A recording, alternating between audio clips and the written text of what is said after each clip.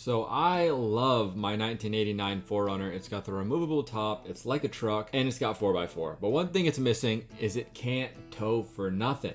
The max tow capacity on the 4Runner is 3,500 pounds, and my Corolla plus a trailer would be 3,500 pounds. So that would be super iffy, and I do not want to do that. So I've been looking for a truck that can tow and haul, but also be rad, because I really like 80s and 90s cars. And the best truck by far in the 80s and the early 90s is the first gen Cummins. There's nothing like it. And since I sold my MR2 recently, I've got some money to buy one. So if you're looking for a first gen Cummins, I'm also looking for first gen Cummins, and I did all the research for you. So in this video, we're gonna go over everything you need to know on the first gen Cummins, from the years, the trims, the common problems these cars have, rare parts that will add value to the truck you're looking at. And last but not least, we'll go over the top 5 rare colors you can get for a first gen Cummins.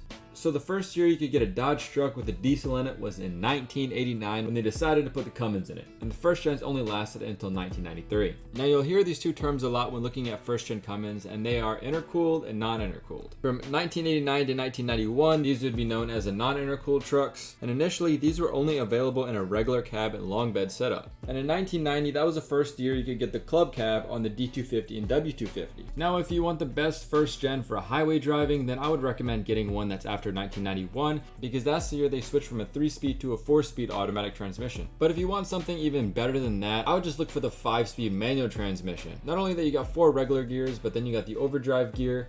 Fortunately, you can't tow in that gear, but it is good for highway driving. These were offered every single year the first gen was made. From 1991 and a half to 1993, these would be the intercooled trucks, and as you guessed it, they got an intercooler, plus many other different things. And because of the intercooler, these had better fuel economy and more power. But as soon as they introduced the intercooler, the hood emblem went away, and that's one of my favorite parts about these trucks. And I think that's just because the hood emblem made you feel like you're driving a Bentley even though you're driving a street legal tractor. And in 1992, that was the first year you could get a club cab on either the D350 or the W350. And no matter what year you got the 6BT Cummins. This came with 160 horsepower and 400 pound-feet of torque. Now for trims, there's a couple different things I want to go over. First, there's the 250 series, and then there's the 350 series. The 250 was a 3/4 ton, and the 350 was a 1-ton truck. So unless you're doing some serious hauling, I don't think you'll need a 350 unless you want to be superior to all the 250s. And let's be real here, most of you guys are going to be buying these as a weekend warrior classic, not a workhorse. You're not going to be taking that to the construction site. You're not going to be hauling a lot of wood with it,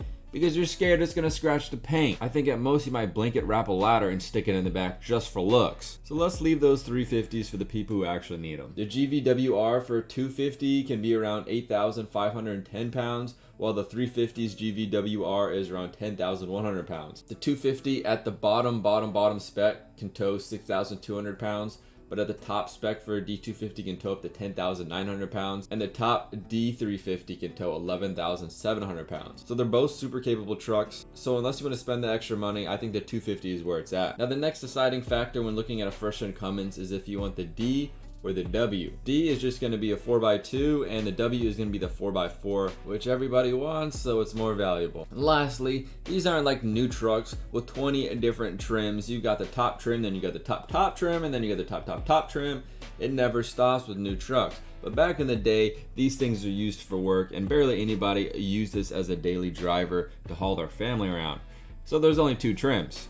And it was basic or limited edition, simplified to LE. LE had all of the nice stuff that came with cruise control, a tilt column, intermittent wipers, a better steering wheel. You had a better lighting in the car, like an ashtray light. You got power door locks, power windows, power mirrors. The choice for a radio, that's pretty sweet. You got captain chairs, and you could possibly get a dealer installed tach. I mean, these things sounded like luxury, but in reality they still rode like crap. It was just a little nicer crappy ride. And for the basic trim, it was just a basic truck that you could add things onto. So if you wanted the tach, you could add that. Or if you wanted the lighting package, so you could see where you're putting your ash, you could add that too. But to get the LE trim, you had to have most of it. Now that we got all the years and trims out of the way, let's hop into the common problems you want to be looking out for when checking out the first gen Cummins you want to buy. One of the main problems with these trucks is rust. For whatever reason, man, these things rust like no other. And you want to check the rocker panels and the top of the windshield. Those are the most prone spots. What happens is that there's that little drip rail on top of the windshield, and water just collects there. It rusts through there, and then it rusts through the windshield, and then it goes to the floor pan, and then your driver floor pan rusts out too. So if you see any rust on the top of the windshield where that drip rail is, avoid the truck. It's not worth it. You don't want to take off the windshield and find rust, and you don't want to take off the floorboard and find rust too. The second biggest problem with these trucks is the killer dowel pin, also referred to as KDP. When this pin jiggles out because of the vibrations from the engine, it's got to go down, and it either could go down and not destroying anything in its path, or it could go down destroying everything in its path. So when you're checking out the truck you want to buy, ask the owner a little bit about it. See if he's done the fix to it, see if it still has it, see if it's fallen out. Just ask these questions about the KDP, because you'll definitely want to know the status on that. Now, if you're looking at a truck and maybe the description says the alternator went out, I don't have time to fix it, I don't have the money to fix it, and you're thinking you're going to get a good deal, when you go look at the car, and if you buy it and thinking, oh, it's just going to be an alternator, it's going to be an easy fix, well, it actually could be an even easier fix, and possibly the only thing that went out is a voltage regulator. This is cheaper and easier to put in than the alternator, so I would just replace that first. Now, the next problem is more associated with the 4x4 models, but if the last owner was doing some hardcore rednecking, there might be frame crack near their steering box. I would honestly just avoid those trucks because it costs a lot of money to fix. It won't be the same.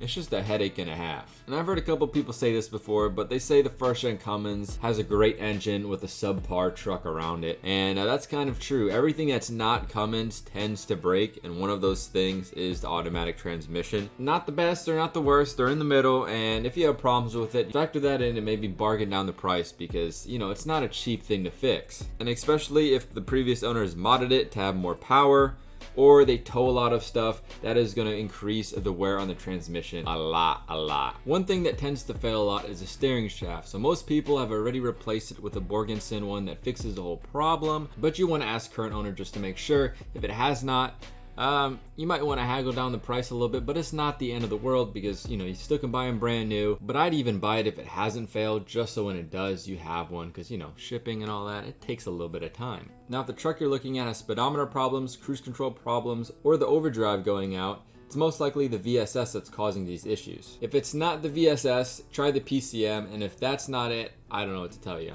Now, our second to last problem might not even be a problem for you, depending on if the current owner has already taken it off, and that's the ABS system. The ABS system almost can never be counted to work, so most people just take it out. And when the ABS doesn't work, it causes a spongy pedal, and if the car you're looking at has that, lower down the price, because you got to delete it. That's labor, that's work. Is it worth risking your life on the way home with a spongy pedal?